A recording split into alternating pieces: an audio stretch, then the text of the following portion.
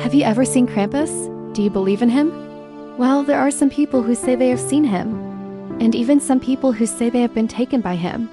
There are many legends about what he looks like. Some say he looks like an enormous hairy beast with horns and hooves. Others say he looks like a skeletal figure cloaked in darkness. But all agree that when he comes for you, there is no escaping his clutches. It was a cold Christmas Eve night in 1995 in a small town in Vermont. A small family was gathered around the fireplace. Snow covered the streets. Lights twinkled and carolers sang in the distance. Inside, everything was merry and bright. The two young children were nestled all snug in their beds while their parents sipped some wine and reminisced about the year that was. Suddenly, they heard heavy footsteps on the roof. At first, they thought nothing of it. But as the minutes went by, the footsteps grew louder and more frantic. And then they heard a loud crash. What was that? Asked the mother. The father shrugged, took another swig of wine, and said, probably just some kids trying to look for a better angle to drop their sono letter in the chimney. But then the children started screaming. Look, Daddy, he's here. He's actually here, they cried. The parents looked at each other, confused, but the children were already at the window. The father and mother quickly followed them and gasped. Just outside the window stood the strangest sight. A tall, thin figure was dragging a large burlap bag behind him.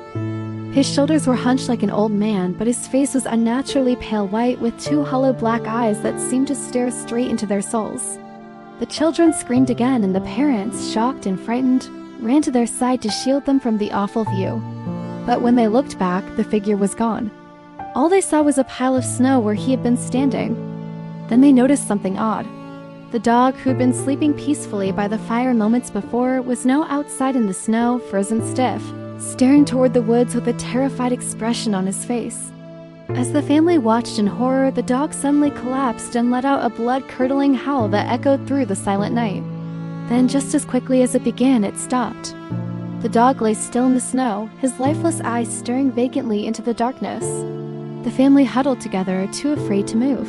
What had they seen? Was it a crazed homeless person? A deranged hiker? Or something more sinister?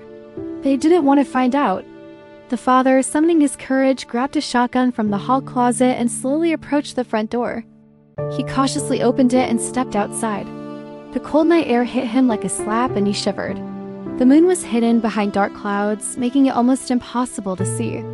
But in the faint light of the stars, he could make out a set of strange hoof-like footprints leading away from the house into the woods. He returned inside, shaking his head in disbelief. It must have been the wind, he told himself. There's a logical explanation for everything. But deep down, he couldn't shake the feeling that something evil had just visited them. Something dark and sinister lurked in the shadows, watching them. And it wasn't friendly. In the days that followed, whispers spread through the town like wildfire. Some dismissed it as the ravings of a tired and overworked father. But others swore they, too, had seen strange things on that night. Doors opening by themselves, bells jingling at night, and a shadow at the edge of the forest every December 24th. Some say that shadow still stands there to this day.